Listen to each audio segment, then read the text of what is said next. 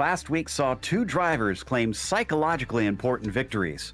Lake's perennial bad luck has to have weighed him down in the past, but snatching his first win of the season in only round 2 could help get the momentum going. Schneider, on the other hand, has been plugging away, putting in the hard work, and was rewarded with another of what may be the first of many wins. Can he carry that over to the entire season?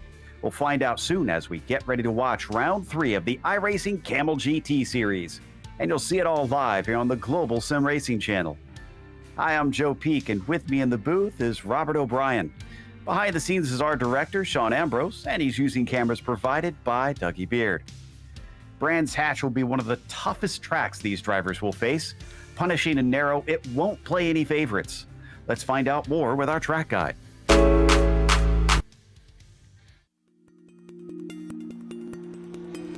Welcome to Brands Hatch. When popular British racing circuits get listed, this track just to the southeast of London often finds itself near the top. The extensive history of the venue has meant that many famous names in racing have ran laps here. But the stats make it sound deceptively simple, with the Grand Prix and Indy course having 9 and 6 turns respectively.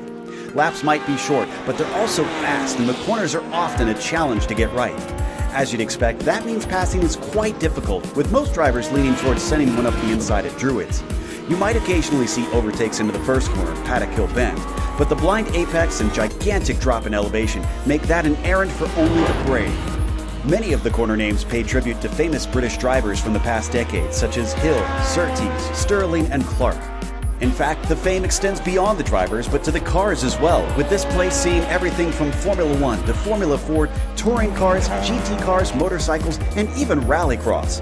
It's a gorgeously scenic venue where lush trees envelop the back half of the course, while the front half is mostly encapsulated inside a natural amphitheater.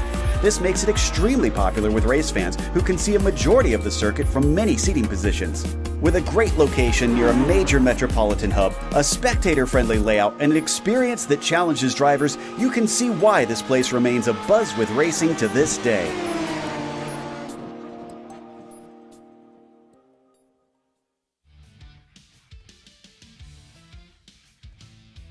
Rob, you and I were talking over the break just now. This is going to be an interesting one between these two cars trying to tackle this place at the same time.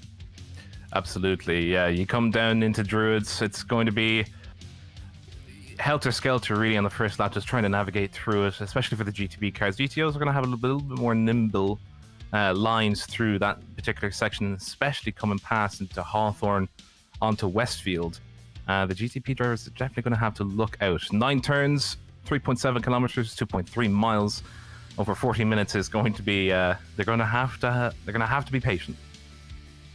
Yeah, that might make the difference here today. Well, let's see what's made the difference in the championship after 2 rounds, starting with the prototypes, of course. And Sean Campbell is currently leading over Teemu Toika. Now, Nick Schneider back there in third is this is actually, I believe, last week's points. Aitor Sintes Guindo currently holding the third place as Nick Schneider's leading with a win on his cards. We've got Sean Campbell sitting in fourth after, I believe, missing last week, and then Laust Olsen rounds out your top 5. What about the GTO standings?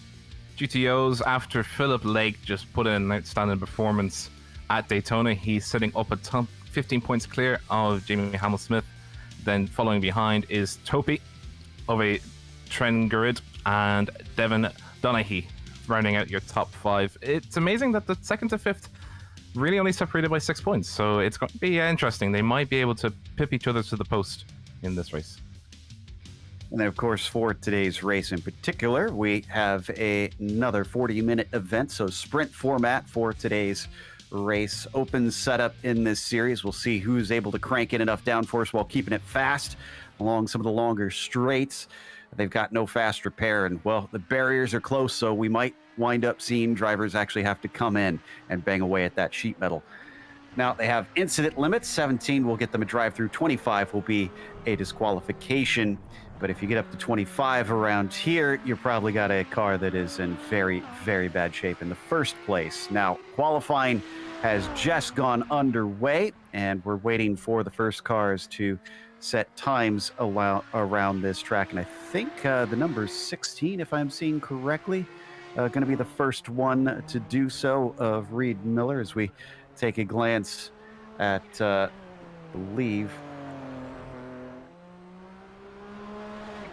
Car number 16 will be Javier Mosquera. Car number 5 Ah, yes. will be Excuse me. Reed Miller. Yeah, here is the 5 on screen right now, coming out of the last few corners up into Sterling. This is where he finally gets to break out of the trees and return to the main portion of the circuit into Clark. Let's see how he fares.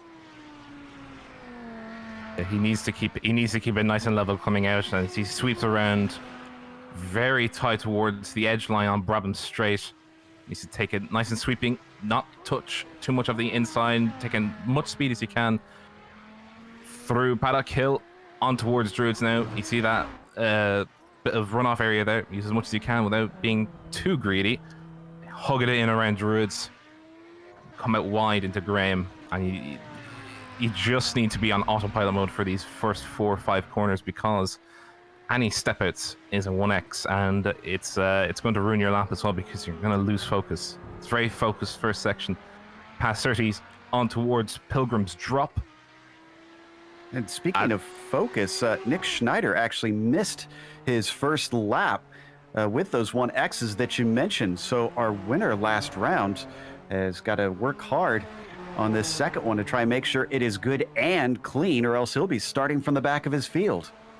Yeah, we saw the NASCAR chicane or the bus stop at Daytona previously, and that really caught out some people.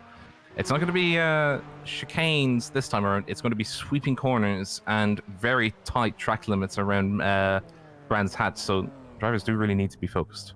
Ooh, Schneider up to pole, so it was a quick second one, about a full second ahead of Fabian Newbluth, who is up to P2 currently. That is a surprisingly good lap for Fabian. We'll see if he can back it up in the race. Reed Miller around for what is his actual first lap this time. And did he also have him off?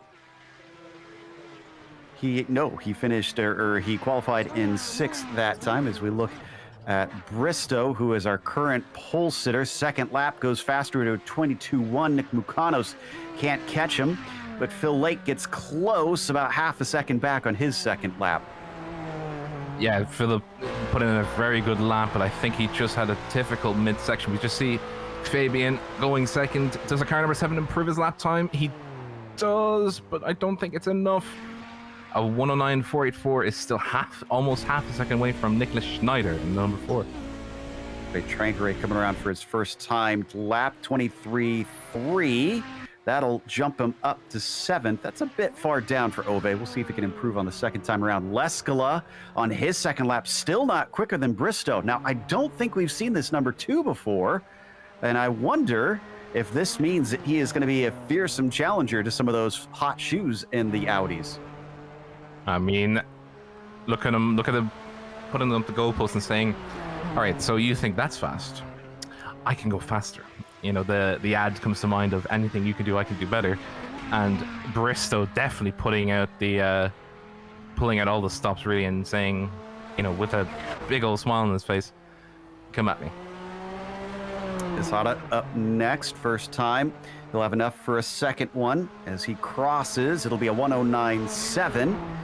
And that will put him onto the second row, just behind Jungbluth and Schneider. I continue to be impressed by Fabian. His second lap was within half a second of Schneider, so seems to have this one down. He's usually a mid-pack driver, but has been out at this track as we watch Krejcik now. Yeah, Martin needs to put in a good lap. He hasn't. I don't think he's. Oh, he has. He managed to make the second lap work. 10th position, not too bad, but I think that first lap did definitely upset him. Number 9 car of Ove crossed the line. He does improve to 5th. Joseph Udrich, does he improve as he comes across the line? He's 6th, and he's on for a 111, and it's not an improvement of his time, so he'll have to stick with 6th at the moment. Yeah, he was already on his 3rd lap there, so that one was just for practice for him. Ansu is up next. He's also taken his 2 laps. Ben Lafter behind him has not. And he's down in 13th. This is highly unusual for him. Let's see what this one holds as the Georgia driver crosses the line at 23.6. About a half a second improvement. Still only puts him into 9th. Some work to do for Ben. Joseph, you know, he'd be upset with 6th position. Well, not upset, but disappointed maybe. You know, he's definitely got the pace and he's going around for his 2nd practice. We see Mark Gamick in the car number 30. Does he put a time on the board? He does. He does. Goes into 13th. The field itself past Nicholas Schneider is there's definitely a lot of time, a lot of positions to be gained. I think they're not out of the woods just yet. I would say Fabian, he needs to look in his mirrors quite a lot over the next 40 minutes. No doubt about that. And the qualifying has finished up. So our order is indeed set for today, and I think a number of drivers are going to have to line up at the back. I see many blanks on the screen.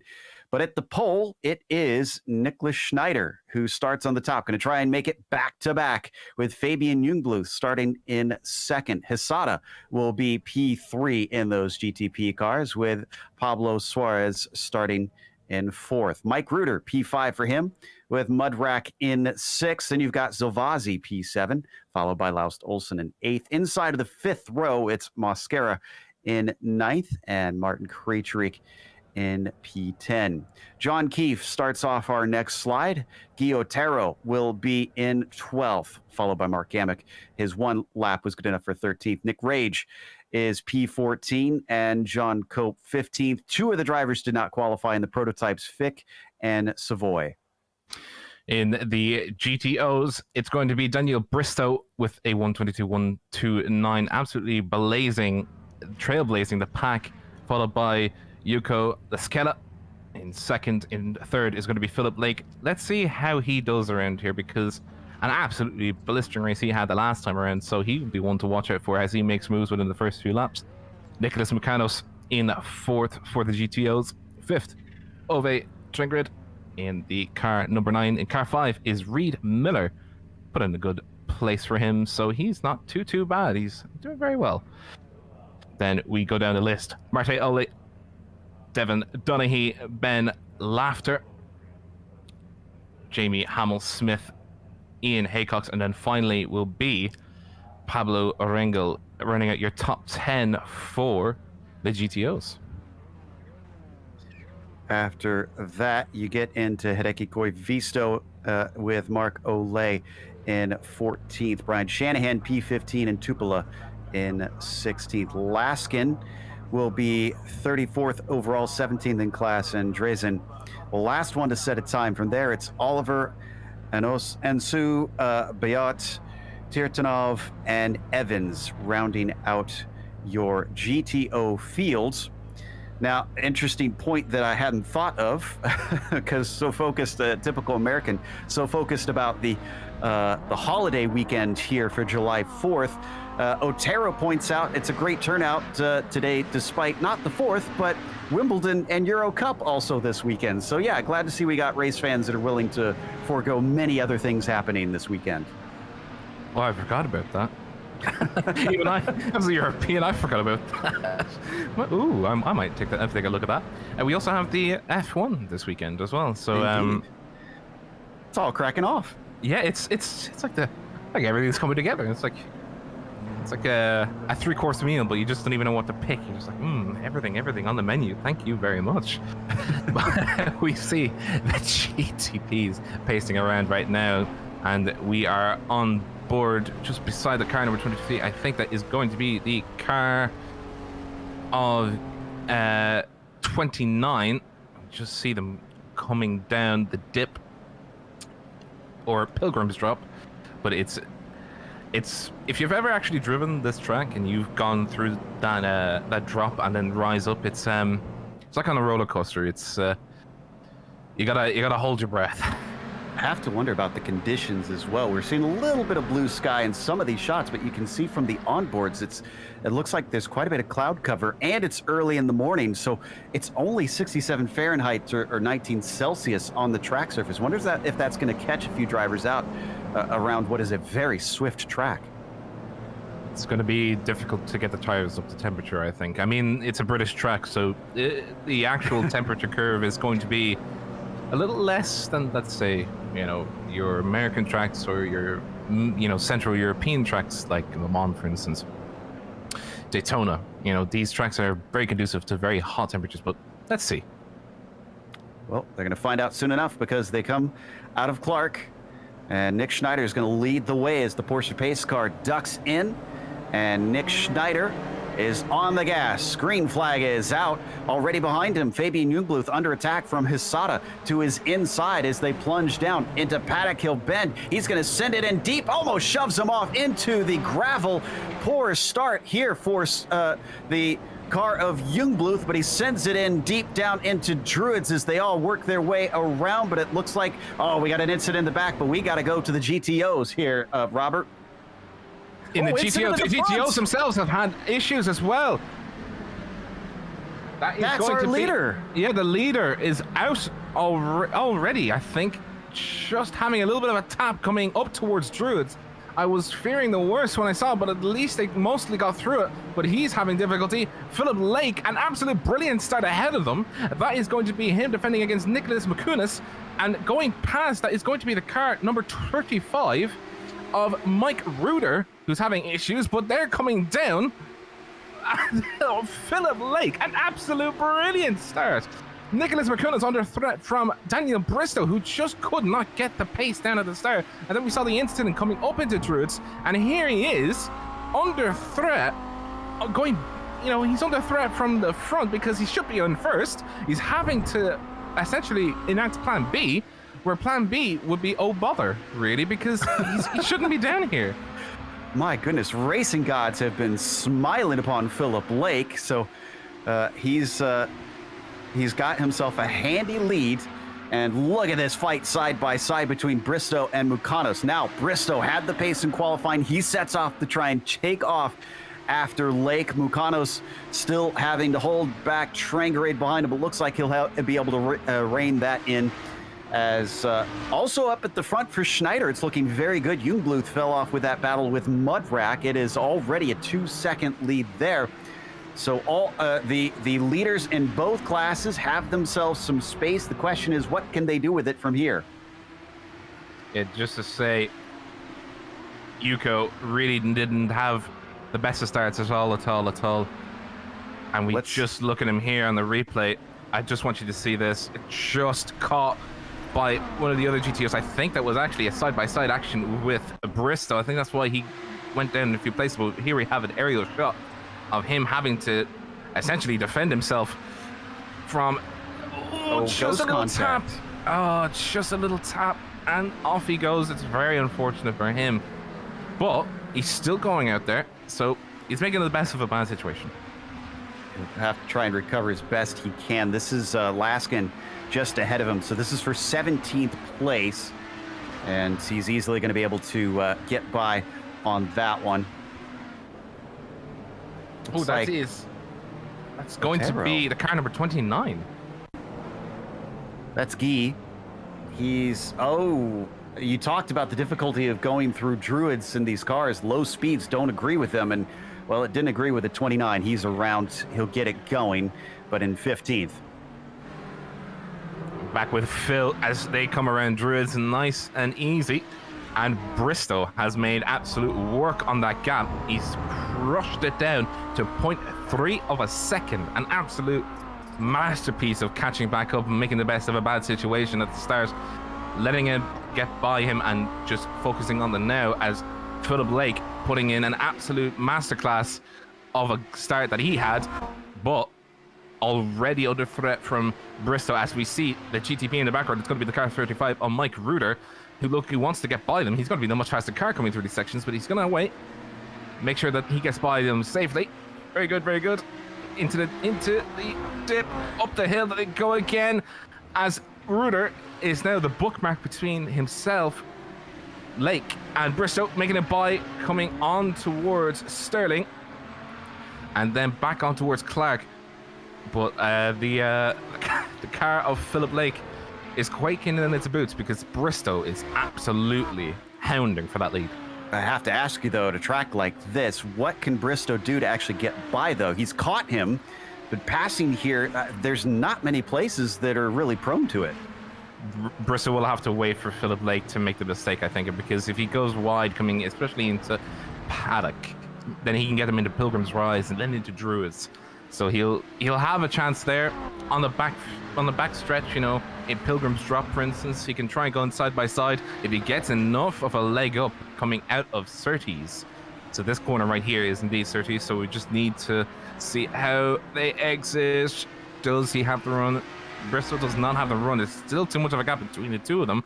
He could try and sell the dummy coming up into Hawthorne Bend. He doesn't. He's got to stick behind him and just see and just watch. And as you can see here, look, that is Philip Lake going wide coming through Hawthorne. So it's basically doing the homework on what your enemy is doing and then saying, hey, I can pass him here. Also, don't forget that they'll be caught by the GTPs eventually. So if he isn't passed by then, I'm sure there'll be openings there too. And wasn't the greatest of exits coming off of Sterling for him. So on to the front stretch, we ride on board with Bristow. Oh, and once again, a poor exit out of Clark and Clearways. He might be dealing with dirty air as well because he'll be following in the slipstream. As we talked to the GTO drivers in the interviews last week, they get a lot of slipstream. And again, unfortunately, Bristow, I think he's following the car of Philip Lake way too close. I think he's fixated on the car itself rather than the car being the consequence of him being there. He needs to focus on just doing corners really at this stage. Our leaders are in the traffic now. Schneider has managed to keep the gap over Jungbluth, but Mudrack has been closing in because of that checkup through the Audis. We see our leader Schneider coming out of Surtees now. He gets plugged up behind Koivisto temporarily. We're going to watch on board with Mudrack now, up from 6th to 3rd. He seems to like this track. Not usually a front runner, the number 10, but he could get opportunities here as they also deal with Koivisto. Oh, and this is what we were talking about. Drivers trying to overtake on the back half of the course. Yeah, it's going to be a shuffling game, you know. It's going to be duck, duck, goose for a while, you know. Duck, duck being the corners, and then goose being the corner. You're making the actual move on these. So you can see that's the leader. Yeah, that's the leader. That is going to be Nicholas Schneider, almost going side by side with Fabian Jungbluth, coming past Sterling's. Nicholas Schneider, given the courtesy of the GTO ahead of him, he couldn't make the move happen in time, so he just waited until the GTO was there. Fabian had the traffic on his side, and you could just see Fabian absolutely closing the distance, using braking on his side. Oh, with these fast cars going through fast corners, they'll be able to brake in quick succession, but, you know, through Druids, it's a waiting game. As well through Graham Hill Bend. Wow, so Fabian Jungbluth has found himself suddenly in contention for a win, and they're approaching the other battle for the lead, Lake and Bristow. That's going to be interesting because neither pair is going to want to give up time, and they're going to catch them, I think, through the back half of the course because they're approaching Hawthorne just as Bristow comes out of it. It's going to be helter-skelter, really. You can see how quickly they close the gap, and on the outside on the inside goes Nicholas Schneider. Oh, Fabian's trying to match it. He gets caught out in the middle between Philip Lake and Bristow. He's going to lose a little bit of time, not too much. He's going to be happy with that, but that was a hold the seat moment really for him because he was threading the needle, and unfortunately, Joseph Mudrack gets caught for 2 corners as he passes by on your screens. Philip Lake has not got much to defend himself with. He's just got the corners, time, and his feet and his hands, really. That's all he's got. That separated Jungbluth and Schneider just a bit, so this makes it a closer fight for the GTOs now. Out of Druids Bend and plunging back down the hill into Graham Hill Bend. He is just stalking him at this point. It didn't come with the first leaders through, in traffic, but they have the rest of the GTPs. Oh, that will be coming through. There was a good poke to the inside of Surtees. Yeah, so Bristow's doing what I think he should be doing now, is poking, you know, just casually putting his car on the inside, tucking in his lines, just trying to see where Philip Lake leaves the room for him to make the move. Now, we did see Philip Lake does take a very wide line out of Hawthorne on the exit, especially. So, you know, Daniel Bristow, just keep doing your homework. Just try and get on the inside, especially coming up here into Sterling's. If he can get very, very close, I imagine he might just be able to make it into it, but it's be a very dangerous game to play around there. Keeps looking here and there. We've had a couple incidents. Let's keep the cameras on this, but Olsen had an off, and Keefe as well, both in the prototypes. There goes Mudrack. No, excuse me, Hasada going by, very similarly painted to Joseph. Still nothing doing for Bristow, and not close enough here into Druids as well. Eventually something's going to open up. You talked about patience, and Daniel is showing it in spades. Yeah, the song goes, something's got to give. You know, does Philip Lake give the mistake that Daniel Bristow needs, or does Bristow give the reprieve that Philip Lake needs? You know, it's a two-horse race between these two, and not necessarily in terms of having to do battles, but it's a psychological battle between the two of them as well, because Philip Lake is not going to give the position without a fight, and Daniel Bristow is going to expect that he is going to have to fight tooth and nail for first place, because Philip got there fair and square, and he's not going to give it up. Is it fitting that the first song that came to mind when you mentioned that was Let the Bodies Hit the Floor, which would be a very different complexion for this race. Let's hope it doesn't turn into that, because we still got 28 minutes left to go. And Bristow dropping back a little bit compared to what we saw before. Is he maybe doing what you mentioned earlier and giving himself some space so as not to be in the wake of Philip Lake's car? Down to the inside, too. Almost had the line taken away from Zilvazi there. Once again, overtaking them. It's very much spread apart for our leaders in the GTP. Schneider and Jungbluth now 2 seconds away from one another. Yeah, the question would be, is Bristow backing away to get out of the sheer slipstream that Philip Lake is giving him? Yes and no. Yes, that he doesn't want to be too close, especially coming through fast-paced corners like Hatach Hill. But he'd want to be very, very close at corners like Surtees, because he then gets the leg up and then has the potential for overtaking coming up into Hawthorne Bend, pass into, you know, Westfield.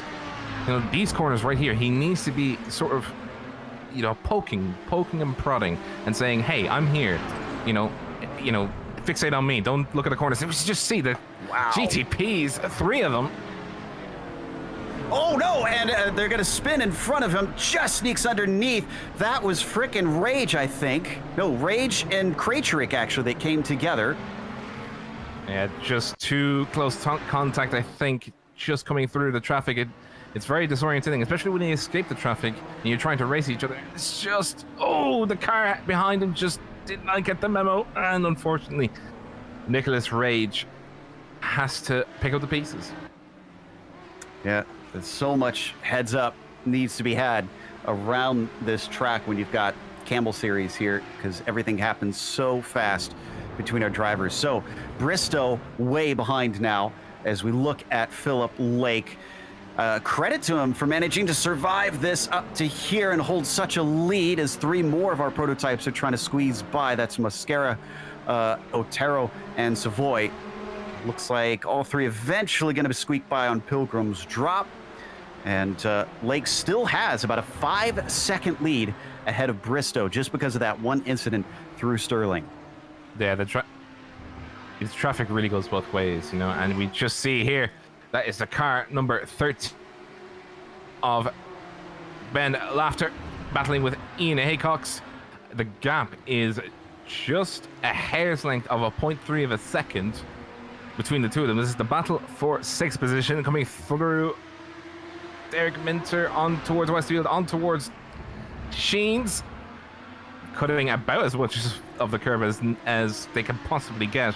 They need a straight in line going through there so that they don't, have to really turn the wheel too much. Sorry, problem happened with Schneider. Schneider is off because of Olsen returning to the track, and now Jungbluth is our leader. Oh my goodness, let's get a replay of the 4. And we saw Olsen off the track. This was in Dingeldell, down through the dip of the back of the course. He had gone off, and there you can see he had a very poor return. And Nicholas Schneider, very unfortunate. He is absolutely not going to be happy about that, and it's just damage between the 3 of them. And Fabian Jungbluth, he's not going to be happy that it's happened. He wanted a very good battle. We could just see again, we're on board with Nicholas Schneider on his point of view as he turns in through his series of 3. We're coming up to series of 3 now. You're just going to see how quickly this car comes into the middle of the road. He can't see anything. There he is. And then absolutely, oh, crikey. He'd be absolutely jumping in his seat and probably internally screaming in his head going, no. It was looking like back-to-back wins. He has retired from the race. Olsen has apologized for it. He's also retired, but that's little consolation. The irony of this all is that Jungbluth said before he gridded, time to throw away another good race for me. Well, he's got about a second over Joseph Mudrack. He's leading with a little more than half the race to go. We'll see whether he proves himself true or not. Yeah, but Fabian, credit to him, he's a very, very good sportsman. I think he'd be upset for Nicholas Schneider and upset that he couldn't get the battle that he was so wanted with Nicholas. Part 2, really, of the Daytona race that they had, an absolutely joyous car-on-car sort of battle between the 2 of them, especially going into this race. We were expecting to see something, but unfortunately, it's going to be for naught. We haven't checked in on Leskala since the start. He just overtook Rangel. This is for 9th position. So he's gotten into the top 10. He's still got a long ways to go to get to Philip Lake. Probably a good 20 seconds behind the leader right now. So not thinking it's going to be a win for Yuko, but we'll see if maybe he can get in the top 5. As he's got about half the race left. An update as well on Bristow. That 5 seconds I mentioned, that wasn't just for the traffic going through when he had to avoid the wreck. He also went off in Druids that lap later. That's why he went down a full 5 seconds from Phil Lake. He didn't hit the wall, but he's trying to make up time. It's going to be a bit more difficult now. There's less time on his side, and there's more of a gap on his side. And we can just see that's a GTP going off into the runoff area. Yeah, just keeping it nice and tidy through there. Keep it off the track. Ooh.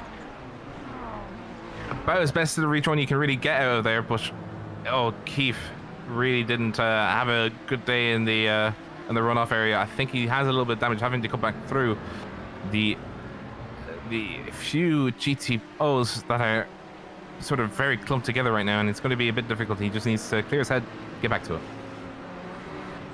Let's go to 7th place in the GTOs. We briefly got a look at them earlier. Haycox and Hamill-Smith, and they are in quite a bit of traffic. Is that for position in front of them? Yes, it is. That's been Laughter. So essentially a battle for P6 instead. Hisada being chased by Mark Gamick, who's up to 5th, having started 13th on the grid. Nice little climb by him. They're going to put Laughter offline, coming into Westfield, and it holds him up a ton. Yeah, Ian Haycox just needs to focus right now because he's going to be under threat from Hamill-Smith behind him. And if they continue to battle, look who's behind them. Look who's just caught them up. That is the car number 1 of Leskela, who is now going to start putting the pressure on the 3 of them. It's not going to be easy for the 3 of them to really get out of this. We are on board with Leskela. He's in 9th position right now, and he has got 3 positions right in front of him. So Joe, your prediction, it might just come true for a top 5, especially if they open the door to him, and he's getting right up to the Castro livery. On the inside he goes, overtaking Jamie Hamill-Smith on the inside of Druids. A very nice executed move. Needs to make it stick perfectly. He does. Makes it stick the exact exit of the corner that he made the move into. Needs to do it again and again, twice over, and he needs to make sure that he doesn't lose time making these moves, especially coming. Oh, we're going back to Asada. It looks like Gamek got past him. Wow. So Gamek, with his one qualifying lap, maybe had more in him if he hadn't have waited so late in the qualifying. Let's take a look at the pass. Did this happen into Hawthorne? It happened up into Hawthorne's, yeah, and we just see the traffic here as we can see it from the aerial shot. That's McDonald's. That is, yeah, Togo is really having difficulty navigating through the traffic.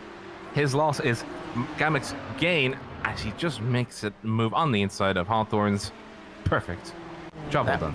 That was extremely brave. You could see 3 wide, had barely enough room for all of them to go up or go down Pilgrim's Drop. Well, let's see who is next for him. Gamek 15 seconds behind Mudrack, so that might be a little bit tougher, and he might be on defense now, trying to hold Hisada off for the remaining 20 minutes.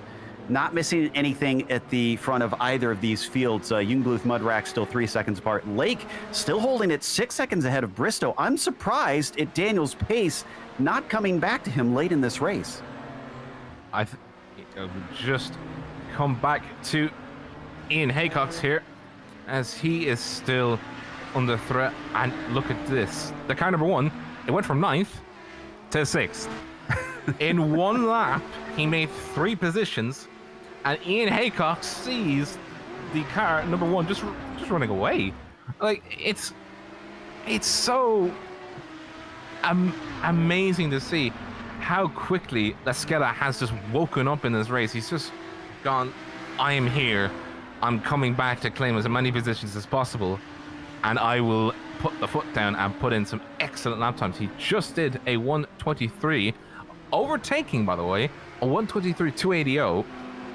And you can just see how much of a gap he actually has to Haycox here. Just see it there.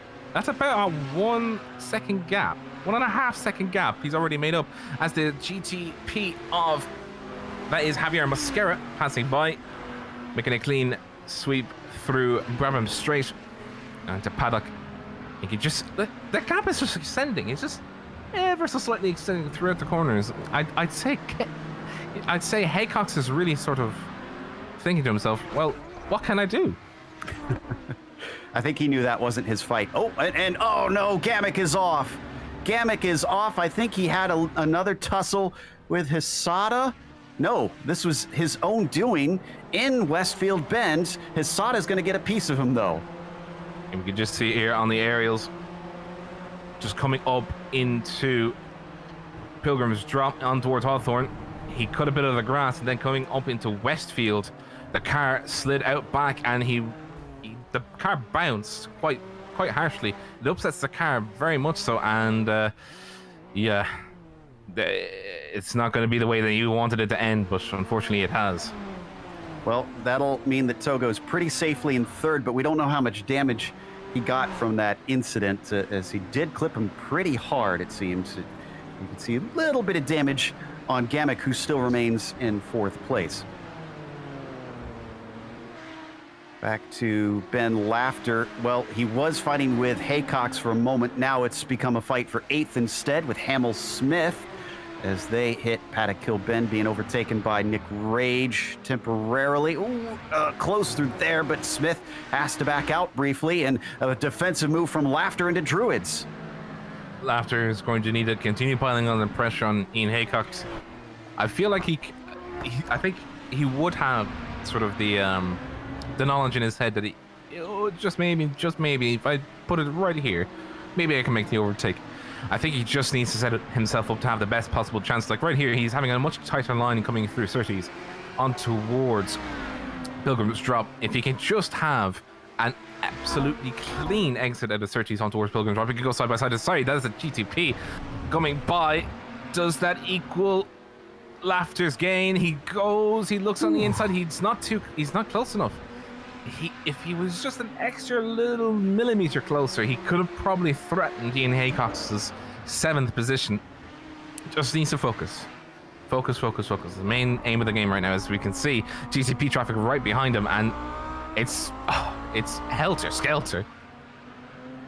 Yeah, that's Jungbluth coming through, so that's the leader, and braking is very good for Hamel-Smith. Too good, because he gets into the back of Laughter coming through Clark, but he doesn't take the spot. He gives an apology over the radio, and Ben is brushing it off, not too concerned, so seems like those two feel like it's good racing, but can he manage to pass without rubbing elbows?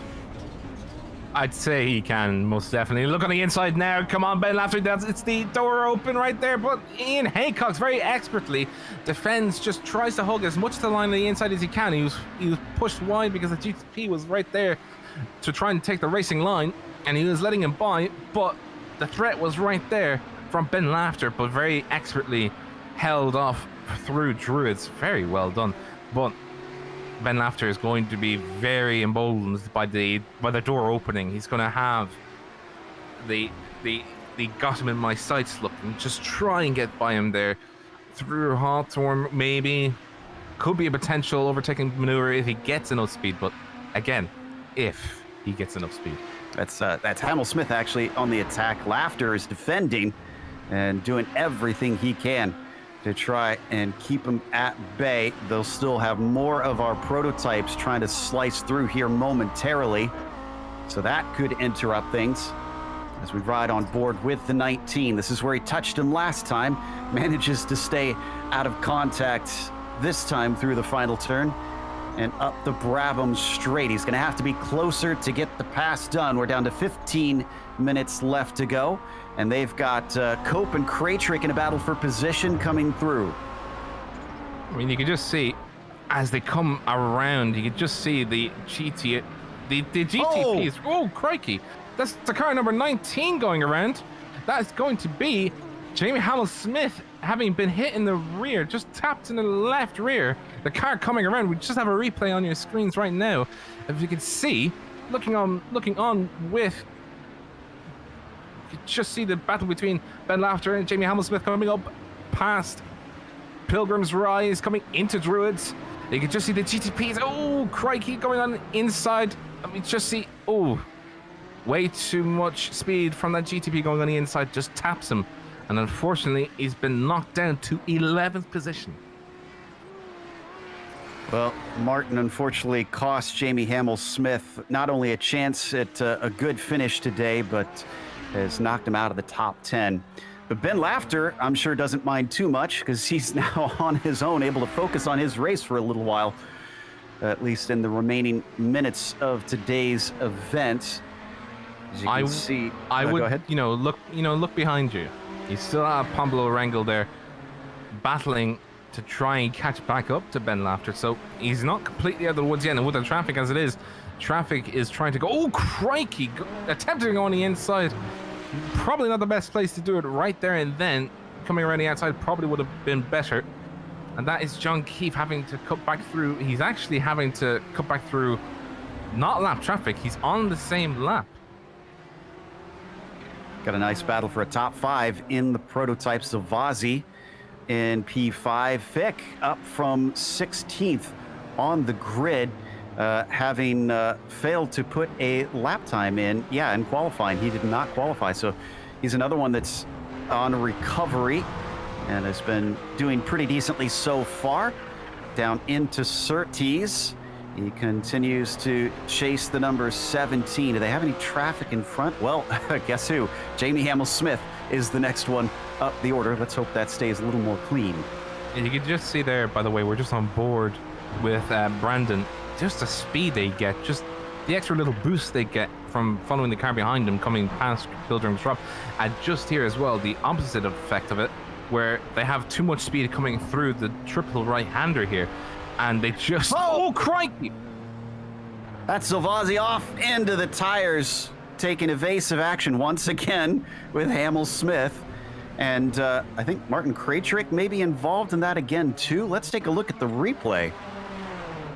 Just see, that is going to be Patrick of the number 17 having to, oh, crikey, avoid the GTP and having to do his best to also avoid hitting the wall too hard and avoid Jamie Hamel-Smith. So what started this all is Kraytrick was going by Rangel through Sheen, and fortunately got sent off the track on his return. He was in the way of Kamel Smith again. Oh, and it looks like even more stuff has gone down for Silvazzi as he returns, missing a nose.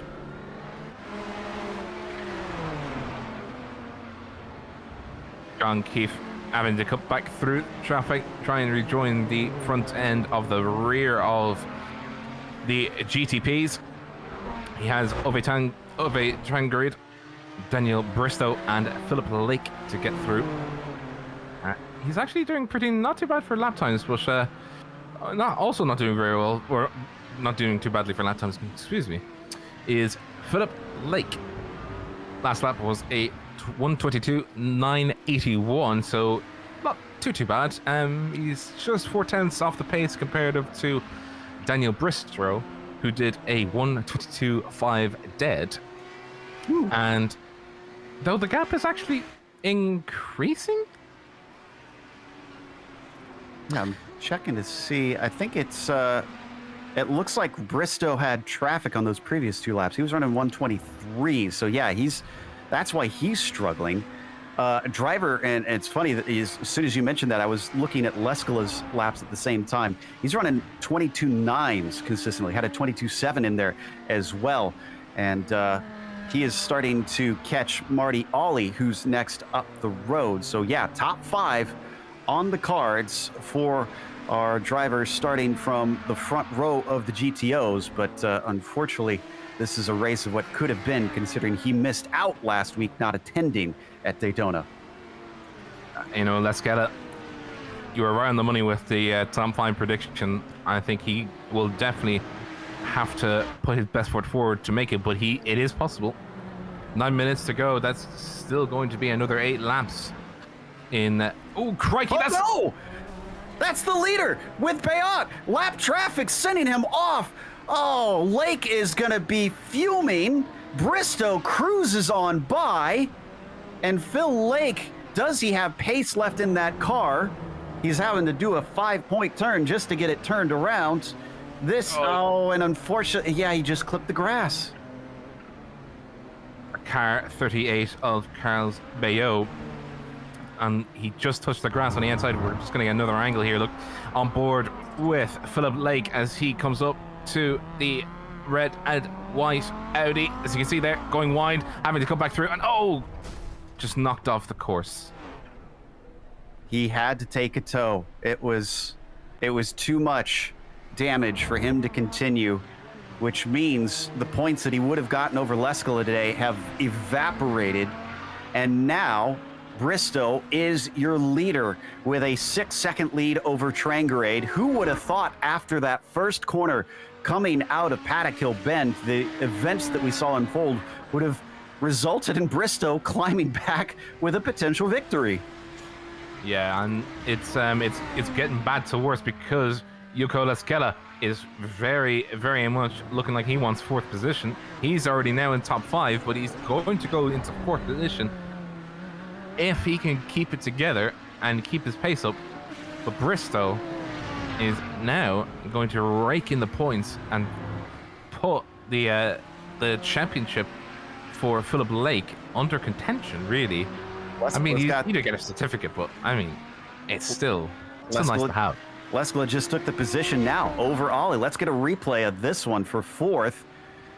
Marty really didn't have much defense, as it was a nice run out of Paddock Hill Bend. There you can see just sneaking underneath him, seals the deal into Druids. And with that, could he maybe get on the podium even? Mukano's about 4 seconds up the road. I mean, 4 seconds over 6 minutes, it's going to be a challenge, especially given the fact that Mukano's is putting him quite competitive laps himself. So never say never, but at the very same time, I do think Leskala is going to be counting his lucky stones and saying, I did very well for myself today without even qualifying. So, just needs to keep focused right now. Yeah, keep 4th. Think of the positives. Exactly. Never give up. That's clearly what he's been going on today. And let's see, this time by a 23 flat. He did have to make the pass there. Mukanos ahead of him, a 23.6. So he's still quicker. I think this could be doable. He can actually see him up the road. Jungbluth just went by, leading now by 10 seconds over Mudrack. If he can, gosh, I don't want to commentators curse him because, I mean, he's got to keep it clean from here. He can't fall victim to what we've seen multiple leaders now have happen to them. I mean, especially given the fact that he is carrying damage already, and you can see just on his rear wing, and on the rear left air intake, he is carrying a lot of damage, so just need to be careful. As you can see there, just the scrapes and bruises of racing there on Yuko Lescala's car. He's got the gap down to 3 seconds. He's absolutely charging towards Mukanos. It could be the last lap. I would imagine the last lap is where he's actually going to catch him. He sees him right there. We just saw the roof of Mukanos' car on the cameras. There he is, look. He just sees him in a distance. 3.2 seconds. Can he make it? Ooh, it's getting close. Coming to the line, let's see what Mukanos did this time by. As he hits the timing, it is a 23.3 for him, so he picked it up compared to last lap. He sees Leskala coming. 22.7 from Yuko. He's on it. Oh yeah, he's absolutely putting the throttle down, you know, pedal to the metal, and just giving up where he, you know, giving up the line where he needs to give up the line for the passing GTPs, but absolutely gunning it everywhere else. We can just see the gap now ever closing down. Mukanos going to be looking in his rear mirrors and seeing the big number 1 on the car that's coming up behind him, and he's going to be very, very concerned that Lescala is going to try and perform an overtake, and especially around here where a lot of other people have had difficulty making the overtake, you know, coming back to the battle between Bristow and Philip Lake. The two of them were inseparable for about 15-20 minutes, just trying to battle each other constantly. Lescala has proven that he will and can make overtakes. Absolutely. So he's got the practice in, he's got the knowledge, he's got the speed. Can he make it stick? Can he catch him first, though? We can't take this for granted quite yet. This time by across the line with 3.5 minutes left to go. It's a 23.8, a little slower for Mukanos. 22.8, a full second faster for the number 1 machine. And they once again head towards Druids. Where is Jungbluth in this? They're running 110s, 111s for them. So we're looking at about 2 or 3 laps to go.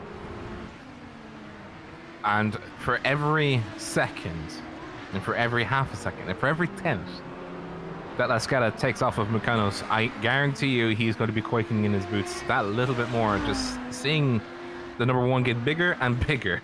It's not going to be the nicest feeling in the world, especially coming up to the end of the race where you have a very strong competitor behind you, and he is going to make you wish that something, you know, that something happens, like the white flag comes out or the checkered flag comes out, and it just saves you just in time that you can rejoice and say, yes, I bet him. He was catching me though. Wait, Bristow's not our leader. What happened to Bristow? Trangarade is in the lead. But this happened this lap. He's spun coming through Graham Hill Bend. He's handed it over. How many leaders have we gone through in each of our classes now? There's the incident. Trangarade up from 5th on the grid. There's the spin. Too much entry speed coming into Graham, and it punished him coming on the exit. The car started sliding as he was going through it. Couldn't correct enough of it and sent him off into the grass. Luckily, he didn't get damaged, but dearie me, it is absolutely turning on its head, not once, not twice, but 3 times in this race. Bristow having the issues getting going at the start and having to avoid traffic. Bristow taking the lead after Philip Lake had his accident, and now Bristow having his own accident, and Ove Trangarade, the car number 9, just blazing to the lead. 2 laps to go. Our leaders crossing the line now in the prototype. So going to be 2 more for these guys. And what's wild is it's 3 different reasons. The leaders took each other out. The first time it changed hands at the very start. The lap traffic took one of our leaders out with a mistake in front of him. And then the next leader just took himself out. So as we ride on board with Leskala, I dare I say it, could he win this race even? Maybe a little bit of a chance, a tiny bit. But again, weirder things have happened this race, so let's not rule anything out. But I'm guaranteeing you now, the person who really wanted that white flag the most, or the checkered flag even just a lap ago, was the car number 6 of Mukanos, who is just under severe pressure right now. Look how close they are between himself and Leskala. Oh, and a mistake there coming out of Graham Hill Bend, and Leskala is going to sneak inside. Not much of a fight for Mukanos. Onto the podium for the number 3, and there's the white flag for Jungbluth. He's got 1 more lap to go as Mukanos tried to fight back, but Leskala says no into Hawthorne. We could see a sneaky move. It's going to be tough, though, for him to try and make it stick. I think Mukanos is going to be saying, what is this upside doing? Taking my 3rd position. I will give it absolutely everything I can for this next few corners. I think he will do his best, but just Leskala's pace is just off the charts. Just how quickly he went through the field and how quickly he's gone back up to 3rd. Now, given the fact that the leaders have had accidents, he's a position ahead of where we thought he would be, and we could just see the white flag waving for the GTO. So it is the final lap for them. And Fabian Jungbluth, he's trying to cruise it home carefully. He's taking the safest of lines past this lap traffic because this is going to be an emotional win. I don't think we've ever seen Fabian Jungbluth take a victory here in the Kamel GT series as he takes the win, and behind him, Ove Trangrade, he's not out of the woods. 2 seconds between himself and Bristow, who's been running him down. Behind them, Yuko Leskala is going to run out of laps. It would have been a miraculous win for him and all of this, but there was just too little time in this race. But the Scandinavian, as he comes through Dingledell, has about 2 seconds to keep the number 2 car back.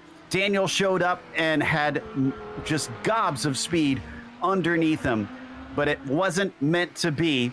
As they come down into Clark, all Trangrade has to do is get it cleanly out of this corner, and he does. Ove Trangrade took an unlikely win here in the GTOs at Brands Hatch. Yeah, I'd say he'd be very happy with that. And another person who'd be very happy is Yuko Leskala of the number 1 car as he crosses the line in 3rd. What a pickup race he had. Absolutely gunning it. Oh my goodness. That's going to take us to a quick break here on the Global Sim Racing channel. We'll come back with the official results as well as driver interviews, so stick around.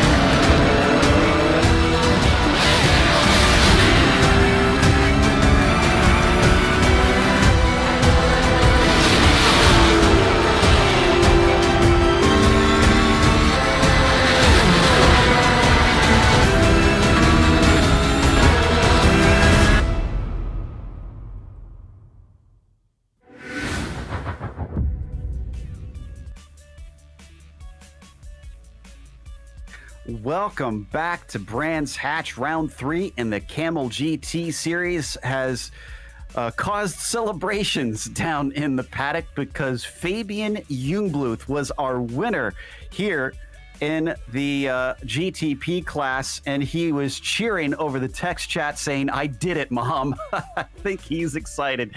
Joseph Mudrack as well has got to be happy with his second place, as his Sada had an up and down day and wound up where he started in P3. Gamek, despite being sent off at one stage with a mistake, climbed from 13th to 4th, as Brandon Fick will be P5. Nicholas Rage was 6th, the first lap down with Otero in 7th. Zilvazi, P8, says he had a huge wreck at one stage. Kraytrick 9th and Cope in 10th. Rounding out our finishers in the GTPs was Mascara in 11th and Keith in 12th. In GTOs, Ove Tangerid will be absolutely very happy with his win today. I think he would have had the same emotions as Fabian had. He did a little swerve at the start-finish line and showed his appreciation for getting P1, but Bristow had all of the pieces put back together, and just like that, the pieces fell apart when he made the mistake going through Graham and the car stepped out. And of course, the big picture, really, the biggest talking point I have is Laskella's P3. Well done to him. Nicholas Mercado's coming up in 4th. In 5th will be Marte Ole. In 6th will be Ian Haycox. After being under threat for most of the race, I think he'd be very happy with the 6th position after all things are considered. Pablo Rengel in 7th. Hideki Calvisto in 8th. Jamie Howell-Smith, unfortunately, in 9th. He did very well to get back up from 11th to 9th, but I think he would have thought what might have been for his race. 10th will be Devin Dunahee. Let's see the others on down from there. A number of DNFs that we didn't get time to talk about because so much was happening. And I'm sure Fabian Jungbluth was just as frantic. You started from 2nd, Fabian. That alone had to have been a proud feat for you. But when you saw yourself in the lead, you saw the number 1 on your F3 box, what was going through your mind? I don't know. I can't believe it. What happened today, guys? I still can't believe it. I think I had the chance, but I don't know. Still hard to describe what happened really today.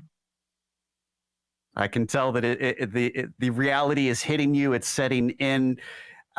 You've been with this series for a long time. You're one of the veterans, and I'm kind of speechless like you. I'm just trying to come up. I mean, describe some of your feelings of finally taking a hard-earned victory here, and in the SOF race of the series against some of the top names. After I qualified 2nd and was like, okay, what's going on? I'm not used to starting on the front row. In the last few years, I started on the front. The race went extremely bad for me, but this time it was totally different. And I had some extreme close call with Niklas at the first round of the lappings of the lap cars, and then afterwards he crashed with somebody else, and I luckily came out alive. And then I realized, okay, now I have a real chance to win this. And then afterwards, Joseph lost a lot of time with I think 15 minutes to go, and then I realized, okay, this is it. I can do this now. Do you do well in those situations where you have the pressure on? You are in the situation where you can take advantage and you just have to hold on, or do you do better in places where the pressure is off, where you can focus and really sit and run your own race? I can do both, honestly. I did a lot of races with especially with Kamel GT, so I know what's going on around me. And then I did a lot of endurance races with lots of cars on track on a small with lots of cars on track, but with on a small track. So there were a lot of cars around me anyway on the start, and I could endure the pressure everyone pushed on me. Well, is there anybody you'd like to thank for this victory? I don't know. I think I'm just dedicating this win to my mom. That's it. Awesome stuff. Fabian Jungbluth giving a shout out to mom after finally taking a P1. Unfortunately, it wasn't a win for Phil Lake. A bit of the opposite end of the spectrum as Rob has caught up with him. Phil, I was expecting today to have a discussion with you on a great battle that you fought, and you did. You absolutely did, but unfortunately, the things were not meant to be. How did you start that race, and how did it go for you? Yeah, it didn't turn out the way I was kind of hoping today. Qualifying wasn't great, and then Yuko and Daniel got into each other at the start, and I was just I knew how quick Daniel was, so I was just trying to settle in and then hope, because he's less experienced, that maybe he'd lose some time in the traffic, which I think he did, and then I kind of had a comfortable gap. And then the thing I'm most annoyed about is that I had a comfortable gap. So maybe I always try and look at these things like, what could I have done? Maybe I didn't need to be that close, which is obvious now. But at the time, it didn't seem like a problem. But maybe I could have hung back a bit more, and I don't know. Maybe I wouldn't be so disappointed right now. Yeah, I think that's the best way to look at things. It's unfortunate that these things happen, but we live and we learn. But I do want to actually talk to you about the car number 2 of Bristow. How was he to battle? Because he really caught back up to you after his initial slowdown at the start, trying to avoid that accident that we discussed. What was your main concern? Would he, in terms of speed, in terms of cornering, where do you think he'd try and take you on? My main concern was that if he got past me, that I wouldn't be able to keep up. So I was just kind of trying not to make any mistakes, and it's hard to pass here. So if I could just not really defend, but just stick to my lap times and just hope he didn't really get a run or a chance until the traffic came around to split us up. And I've not really raced with him much. From what I've heard, he's pretty clean. So hopefully, if he sticks around, I'll get to race with him sometime. I'm looking forward to that, because it was some great racing out there. Now, the temperatures, this is more of a personal question for me anyway. The temperatures out there, they're very cold. How does the GTO handle these kinds of temperatures? Does it slide around a lot? It probably prefers the cooler temperatures, but you can slide it around if you're pushing. So it's really about trying to keep calm and keep control of yourself, and at any point you could slide the car around if you wanted to. So it's all about just trying to be as smooth as possible and gentle to the car. You can safely say that's probably the most accurate representation for these kinds of cars, is to be gentle, but kind of on the point with them. Before we wrap up, do you have any shout outs or anything? Yeah, a big shout out to Fabian. That was awesome to see him get the win today, and Ove as well. I don't think he's had a win for a long time, so it was really cool to see some different winners. And just a quick shout out to the rest of my team, to all the Dirty Talk guys. We'll hopefully see you again next week, in better times. And I've been looking forward to seeing you race again here in the Kamel GT. Yeah, I hope so. Thank you. That was our DNF for today, Phil Lake, who chalked up a 15th in the end. But that's going to wrap us up, and we want to give some thank yous as well to the Kamel GT community for bringing us back for another season of coverage, as well as to the companies that provide software and hardware for our broadcast listed here on your screen. Additional thanks to June Lalonde, who provides our wonderful music. You can see her Bandcamp, where more of her work resides. And thanks to the team today, Rob, Sean, and Dougie. If you'd like to find out more about GSRC, including upcoming races, you can find it at globalsimracingchannel.com. And check out our social media. Outlets are listed at the bottom of the screen. Also, check out our SimRacing merch store, simracingmerch.com/GSRC. We keep a link in the description below. And don't forget to subscribe to our YouTube channel so you don't miss a moment, because the next round going to be another frantic track where it's hard to pass. Zandvoort. That'll be Saturday, July 10th at 1 p.m. Eastern. We have upcoming races for other series listed on the screen, so check those out. Mark them down on your calendar, including in just a couple hours, the Formula V Weekend Warriors will be at Tsukuba. That will be at 4 p.m. Eastern. Until next time, race clean, race hard. We'll see you on the track.